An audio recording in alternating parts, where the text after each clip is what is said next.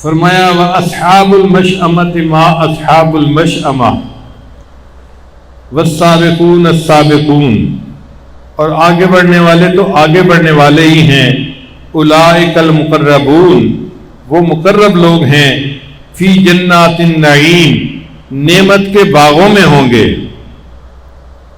ثلۃ من الاولین، ان کی بڑی تعداد اگلوں میں سے ہوگی، وقلیل من الآخرین، اور تھوڑی تعداد بعد والوں میں سے ہوگی۔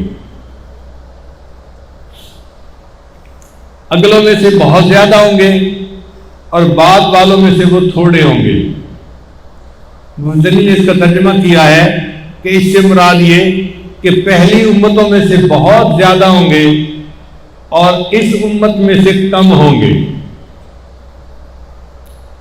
اس کی وجہ کیا کہ پہلی امتوں میں ایسے لوگ گزرے ہیں 1000 سال تک اللہ کی عبادت کرتے تھے۔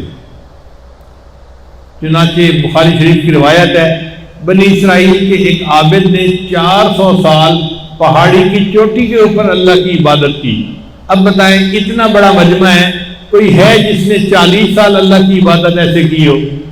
تو ہم میں سے تو 40 سال عبادت کرنے والا کوئی نہ نکلا، وہ 400 سال تک اللہ کی عبادت کرتے تھے، وہ اللہ کے عاشق تھے۔ لہذا یہ عاشق پہلی امتوں میں بہت زیادہ تھے، اور آخری امت چونکہ فتنوں کے دور میں آئی ہے، اس میں تھوڑے ہوں گے۔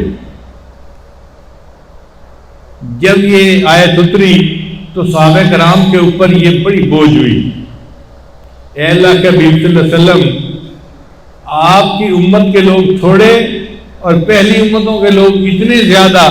تو نبی علیہ السلام نے اللہ سے دعا کی، پھر اللہ نے اس امت پر مہربانی فرمائی اور اس امت کے آخر کے لوگ جو تھے ان کے اجر کو بڑھا دیا کہ اگر ایک حصہ بھی عمل کریں گے اللہ تعالیٰ قیامت کے دن ان کو 100% حصہ کرنے والوں میں شامل فرما لیں گے۔ بھئی اتنی رکاوٹوں کے بعد، اتنے دجالی فتنوں کے بعد اگر یہ بندے تھوڑا بہت بھی کچھ کر لیتے تھے، ان کا وہ تھوڑا کرنا بھی مجھے پسند ہے، میں ان کو پہلے وقتوں والے کامل اولیاء کے ساتھ کھڑا کر دوں گا۔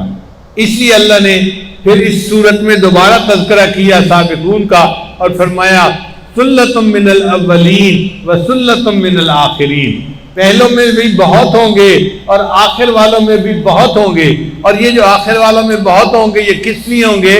یہ نبی علیہ السلام کی رحمت للعالمین کا صدقہ، ان کی دعائیں ہوں گی کہ اللہ تعالیٰ ان کا اجر بھی سابقین کے ساتھ فرما دیں گے۔